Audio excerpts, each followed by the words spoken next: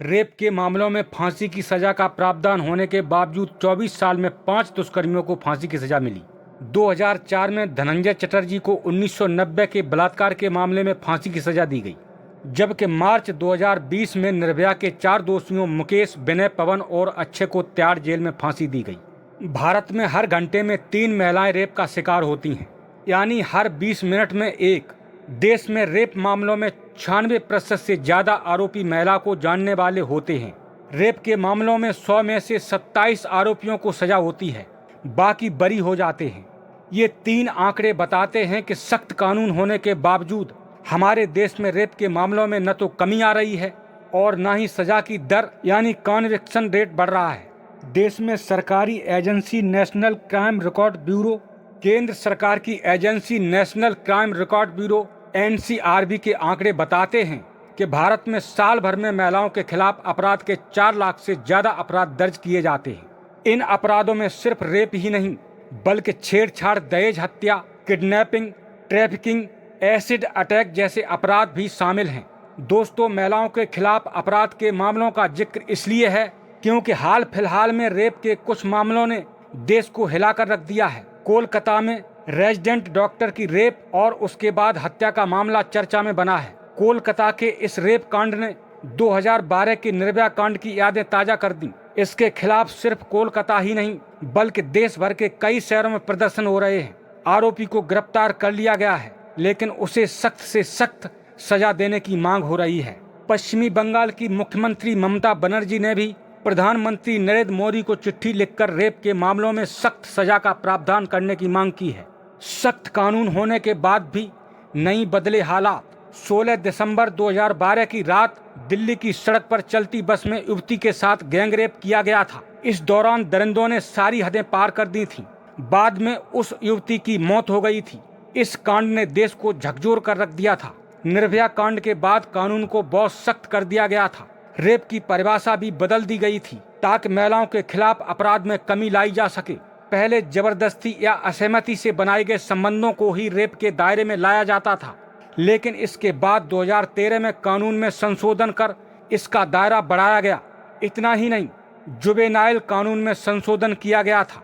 इसके बाद अगर कोई 16 साल और 18 साल से कम उम्र का कोई किशोर जघन्य अपराध करता है तो उसके साथ वयस्क की तरह ही बर्ताव किया जाएगा। ये संशोधन इसलिए हुआ था क्योंकि निर्भया के 6 दोषियों में से एक नाबालिग था और 3 साल में ही रिहा हो गया था।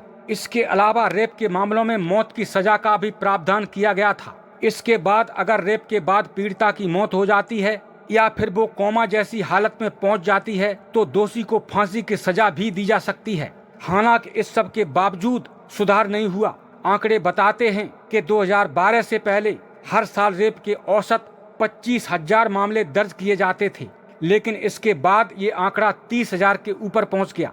2013 में ही 33,000 से ज्यादा मामले दर्ज हुए थे। 2016 में तो आंकड़ा 39,000 के करीब पहुंच गया था।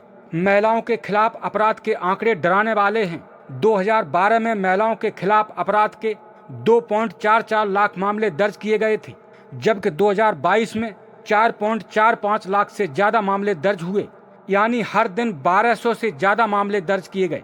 दोस्तों, वहीं रेप के मामलों में भी बढ़ोतरी हुई है। NCRP की रिपोर्ट के मुताबिक 2012 में रेप के 24,923 मामले दर्ज हुए थे, यानी हर दिन औसतन 68 मामले, जबकि 2022 में 31,516 मामले दर्ज किए गए थे। इस हिसाब से हर दिन औसतन 86 मामले दर्ज किए गए, यानी हर घंटे में 3 और हर 20 मिनट में एक महिला रेप की शिकार हुई। अगर राज्यों की बात की जाए तो रेप के सबसे ज्यादा मामले राजस्थान में सामने आते हैं। 2022 में राजस्थान में रेप के 5,399 मामले दर्ज किए गए थे। दूसरे नंबर पर 3,690 मामलों के साथ उत्तर प्रदेश दूसरे नंबर पर था। बलात्कार के ज्यादा मामलों में जो आरोपी होता है वो पीड़िता की जान पहचान वाला ही होता है। आंकड़े बताते हैं कि रेप के 86% से ज्यादा मामलों में पहचान वाला ही आरोपी निकलता है। 2022 में रेप के 31,516 मामले दर्ज किए गए थे।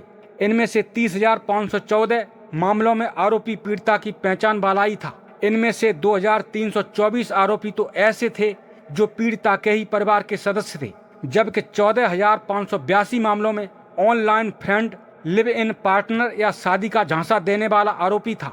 वहीं 13,548 मामले ऐसे थे जिनमें आरोपी कोई पारिवारिक दोस्त, पड़ोसी या जान पहचान वाला ही था। NCRB आंकड़ों के मुताबिक रेप के मामलों में सजा मिलने की दर 27 से 28% ही है, यानी रेप के 100 में से 27 मामलों में ही आरोपी को दोष साबित हो पाता है, बाकी मामलों में उसे बरी कर दिया जाता है। रिपोर्ट बताती है कि 2024 के आखिरी तक देश भर की अदालतों में रेप के लगभग 2 लाख मामले लंबित थे। 2022 में इनमें से 18,500 मामलों में ही ट्रायल पूरा हुआ। जिन मामलों में ट्रायल पूरा हुआ उनमें से करीब 5,000 मामलों में ही दोषी को सजा दी गई, जबकि 12,000 से ज्यादा मामलों में आरोपी को बरी कर दिया गया। भारत से इतर ब्रिटेन में रेप के मामलों में सजा मिलने की दर 60% से ज्यादा है। कनाडा में भी रेप के मामलों में कन्विक्शन रेट 40% से ज्यादा है। Rebecca M. जॉन नाम की वकील ने न्यूज एजेंसी रॉयटर्स को बताया कि भारत में जज रेप के आरोपियों को सजा देने से बचते हैं। उनका मानना है कि अगर सबूतों की कमी है तो वो आरोपी को बरी कर देते हैं, जबकि उन्हें इसके लिए कम से कम कुछ सजा तो जरूर देनी चाहिए ताकि उसे दोषी ठहराया जा सके। इतना ही नहीं, रेप के मामलों में फांसी की सजा का प्रावधान होने के बावजूद 24 साल में 5 दुष्कर्मियों को ही फांसी की सजा मिली। 2004 में धनंजय चटर्जी को 1990 के बलात्कार के मामले में फांसी दी गई थी, जबकि मार्च 2020 में निर्भया के 4 दोषियों मुकेश, विनय, पवन और अक्षय को तिहाड़ जेल में फांसी दी गई थी। महिलाओं के खिलाफ अपराध पर क्या कोई कानून बना है? 2 महीने पहले नए आपराधिक कानूनों को लागू किया गया है। इसके बाद IPC की जगह भारतीय न्याय संहिता BNS ने ले ली है। IPC में धारा 375 में रेप को परिभाषित किया गया है, जबकि 376 में इसके लिए सजा का प्रावधान है। जबकि भारतीय न्याय संहिता में धारा 63 में रेप की परिभाषा दी गई है और 64 से 70 में सजा का प्रावधान किया गया है। IPC की धारा 376 के तहत रेप का दोषी पाए जाने पर 10 साल की जेल की सजा का प्रावधान है। BNS की धारा 64 में भी यही सजा रखी गई है। BNS में नाबालिगों से दुष्कर्म में सख्त सजा कर दी गई है। 16 साल से कम उम्र की लड़की के साथ दुष्कर्म का दोषी पाए जाने पर कम से कम 20 साल की सजा का प्रावधान किया गया है। इस सजा को आजीवन कारावास तक बढ़ाया जा सकता है। आजीवन कारावास की सजा होने पर दोषी की सारी जिंदगी जेल में ही गुजरेगी।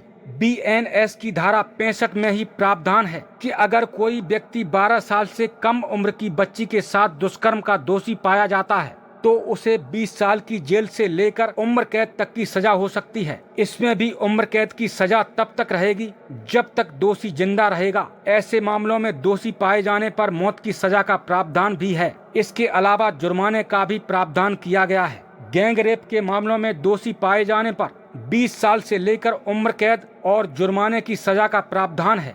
BNS की धारा 70(2) के तहत नाबालिग के साथ गैंग रेप का दोषी पाए जाने पर कम से कम उम्र कैद की सजा तो होगी ही, साथ ही मौत की सजा भी हो सकती है। ऐसे मामले में जुर्माने का भी प्रावधान है। जबकि IPC में 12 साल से कम उम्र की बच्ची के साथ गैंग रेप का दोषी पाए जाने पर ही मौत की सजा का प्रावधान था।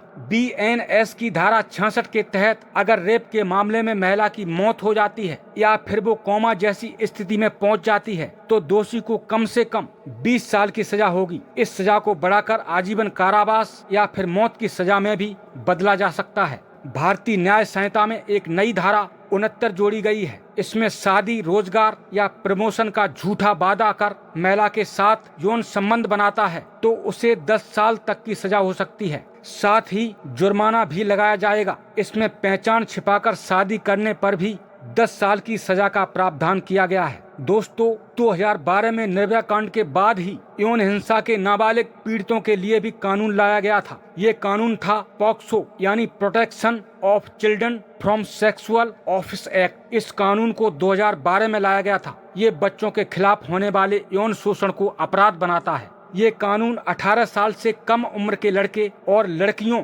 दोनों पर लागू होता है। इसका मकसद बच्चों को यौन उत्पीड़न और अश्लीलता से जुड़े अपराधों से बचाना है। इस कानून के तहत 18 साल से कम उम्र के लोगों को बच्चा माना गया है और बच्चों के खिलाफ अपराधों के लिए कड़ी सजा का प्रावधान किया गया है। पॉक्सो कानून में पहले मौत की सजा नहीं थी, लेकिन 2019 में इसमें संशोधन कर मौत की सजा का प्रावधान भी कर दिया गया है। इस कानून के तहत उम्र कैद की सजा मिली है तो दोषी को जीवन भर जेल में ही बिताने होंगे। इसका मतलब ये हुआ कि दोषी जेल से जिंदा बाहर नहीं जा सकता।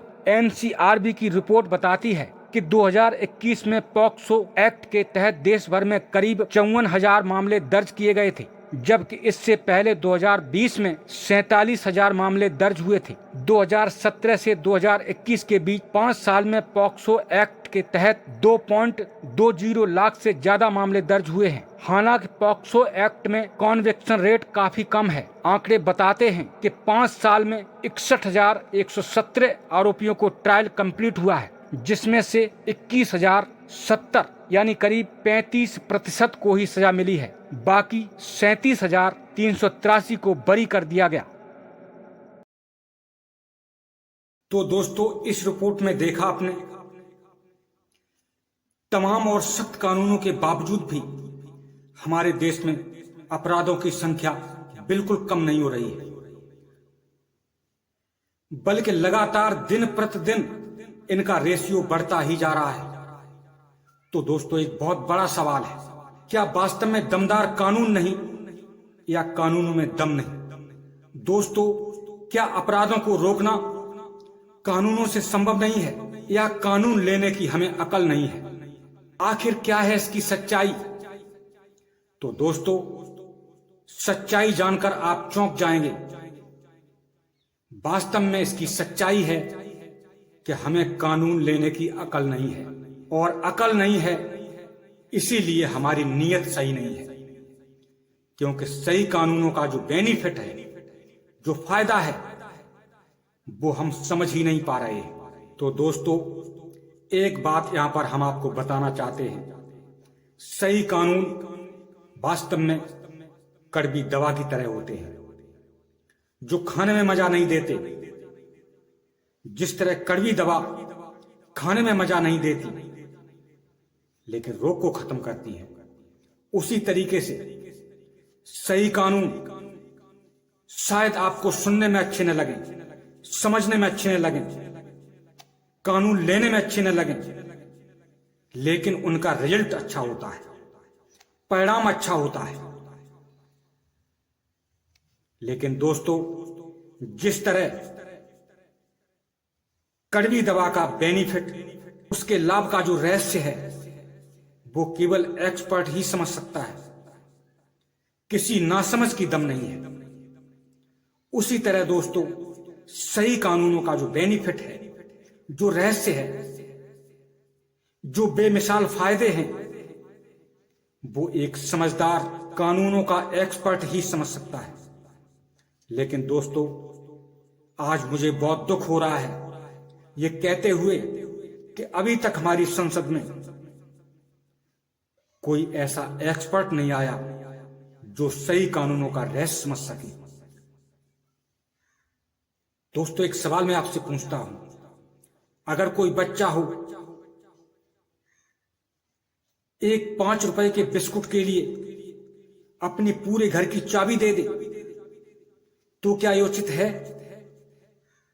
अगर आपको माह के महीने में ठंड लगे और आप ठंड से बचने के लिए घर में आग लगाकर तापें, तो क्या ये उचित है? इसी तरह दोस्तों, जो गलत कानून है वो सत्ता भोग के कानून है, और सत्ता भोगने में जो आनंद है, जो मजा है, वो दोस्तों सिर्फ समस्याओं को पैदा करने वाला है। वो तुच्छ है, छोटा सा है, लेकिन बाद में आपको गहरी समस्याओं में ही ले जाएगा। लेकिन सही कानून लें तो थोड़ी देर के लिए आपको दिक्कत हो सकती है, ऐसा लग सकता है कि शायद मेरे अधिकार छिन जाएंगे, लेकिन ऐसा नहीं है दोस्तों। वास्तव में अधिकार आपके छिनेंगे नहीं, आपके वही अधिकार जाएंगे, आपके वही अधिकार लॉस होंगे जो नाजायज हैं, जो समस्याएं पैदा करने वाले हैं। तो दोस्तों, ऐसे अधिकारों को गले लगाने से कोई फायदा नहीं। दोस्तों, एक और उदाहरण मैं लेता हूं। मान लीजिए आपके मुंह में कैंसर हो गया है, छोटी सी गांठ है। आप डॉक्टर के पास जाएं, माने एक्सपर्ट के पास जाएं और उससे कहें कि साहब, ये मेरे मुंह में गांठ हो गई है। तो डॉक्टर चेकअप कराएगा और अगर चेकअप में कैंसर कोशिका साबित होती है तो डॉक्टर कह देगा कि आप बीमार हैं, अस्वस्थ हैं। तब दोस्तों एक सवाल है कि आप आराम से खाना खा रहे हैं, आप दौड़ लगा रहे हैं, आप पहलवानी कर रहे हैं, फिर डॉक्टर ने कैसे कह दिया कि आप बीमार हैं? हां दोस्तों, आप बीमार हैं क्योंकि आपका जो सुख है वो थोड़ी देर का है। उसके बाद वही कैंसर कोशिका 1 से 2, 2 से 4, 4 से 8 एकदम तेजी से ग्रोथ करेंगे और थोड़े समय में शरीर के पूरे सिस्टम को ध्वस्त कर देंगे। इसी तरीके से दोस्तों, जो सत्ता के गलत कानून हैं, सत्ता भोग के कानून हैं, आपको थोड़ी देर के लिए अच्छे लग सकते हैं, लेकिन बाद में वो समाज को बर्बाद ही करती हैं। दोस्तों, आज बांग्लादेश में जो हिंदुओं की दुर्दशा है, बाप के सामने बेटी का बलात्कार, पुत्र के सामने मां का बलात्कार, भाई के सामने बहन का बलात्कार, दोस्तों ये वास्तव में गलत कानूनों का ही परिणाम है। और दोस्तों, सवाल ये नहीं है कि ये वहां है, यही परिस्थितियां, यही हालात दोस्तों यहां भी पैदा होने वाले हैं, क्योंकि जिन गलत नीतियों पर, जिन गलत सिद्धांतों पर सत्ता का संचालन वहां किया जा रहा था, उन्हीं नीतियों पर सत्ता का संचालन यहां भी हो रहा है। और जब बांग्लादेश में उन सिद्धांतों का जो परिणाम सामने आया है, तो दोस्तों इसमें कोई संदेह नहीं कि वही परिणाम यहां भी सामने आएंगे। और दोस्तों, मैं एक बात कहना चाहता हूं। कुछ लोग कहते हैं कि हिंदू राष्ट्र बनना चाहिए, हिंदू राष्ट्र बनना चाहिए। दोस्तों, मैं एक सवाल पूछता हूं। हिंदू और मुसलमान सबसे पहले इंसान हैं। जब आप इंसानों को एक नहीं कर सकते, जब इंसान मिलजुल के नहीं रह सकते, तब सवाल है क्या हिंदू मिलजुल के रह सकते हैं? क्या हिंदुओं में ठाकुर और यादव, इनमें विवाद नहीं है? अगर दोस्तों मुसलमानों को भगा दिया जाए या समाप्त कर दिया जाए, केवल हिंदू रह जाएं, तो ठाकुर और यादव विवाद शुरू होगा, क्योंकि सत्ता गलत सिद्धांतों पर है। दोस्तों याद रखिए, जब तक सत्ता गलत सिद्धांतों पर रहेगी, जो आपका समाज है वो 2 वर्गों में विभाजित होगा और बटा हुआ वर्ग सत्ता के लिए आपसे संघर्ष करेगा, आपसे युद्ध करेगा। तो दोस्तों, जहां तक हम ये समझते हैं, आप हिंदू राष्ट्र बना करके आप मिलके रह पाएंगे, आप समाज को एकजुट कर पाएंगे, ये आपका केवल भ्रम है। क्योंकि दोस्तों गलत नीतियों पर ऐसा संभव ही नहीं है। और दोस्तों, अगर हम सही नीतियां लें, सही सिद्धांत लें, सही कानून लें, तो हिंदू, मुसलमान, सिख, ईसाई सभी लोग मिलकर के अपने अपने धर्म पर रह करके और हम मिलकर रह सकते हैं, एक बंधन में बंध कर रह सकते हैं। तो दोस्तों, हमें सही सिद्धांतों को समझना पड़ेगा। तो दोस्तों, अगर आप सही सिद्धांत क्या है समझना चाहते हैं तो दोस्तों हमारा अगला वीडियो अवश्य देखें और कमेंट में हमें जरूर बताइए कि हमारी बात आपको पसंद आई है या नहीं। अगर आई है तो प्लीज कमेंट में जरूर बताइए। अगर आप बताते हैं, अगर आप अनुरोध करते हैं तो मेरा वादा है कि हम आपको सही कानूनों पर, सही सिद्धांतों पर, बेमिसाल फायदों पर एक वीडियो अवश्य दूंगा। तो दोस्तों, वीडियो को पूरा देखने के लिए आपका बहुत बहुत धन्यवाद। और दोस्तों, आपसे अनुरोध करता हूं, अगर हमारी बात आपको पसंद आई है तो वीडियो को लाइक कीजिए, चैनल को सब्सक्राइब कर लीजिए और वीडियो को शेयर कीजिए ताकि ये बात समाज के अंदर पहुंच सके, हमारे जो नेता वर्ग हैं उनके पास पहुंच सके, हमारे जो प्रधानमंत्री जी हैं, मुख्यमंत्री जी हैं, उनके पास पहुंच सके, ताकि सही कानून लेने में कोई चूक ना हो, कोई भ्रम ना हो। दोस्तों, सही बात यह है कि वास्तव में हम सही कानूनों पर भ्रमित हैं। जो कानून हम ले रहे हैं वो सही नहीं है, हमें सही जैसे लग रहे हैं, और जो सही हैं वो हम ले नहीं रहे हैं क्योंकि हमें वो गलत लग रहे हैं। यही दोस्तों आपका भ्रम है। इस भ्रम से हमें बाहर निकलना पड़ेगा, तभी दोस्तों हमारी समस्याएं खत्म होंगी। इससे पहले आप ये समझें कि समस्याएं खत्म हो जाएंगी तो ये सिर्फ आपका भ्रम है। तो दोस्तों, इन्हीं बातों के साथ हम अपनी बात यहीं पर समाप्त करते हैं। जय हिंद दोस्तों, आपका जीवन मंगलमय हो। धन्यवाद।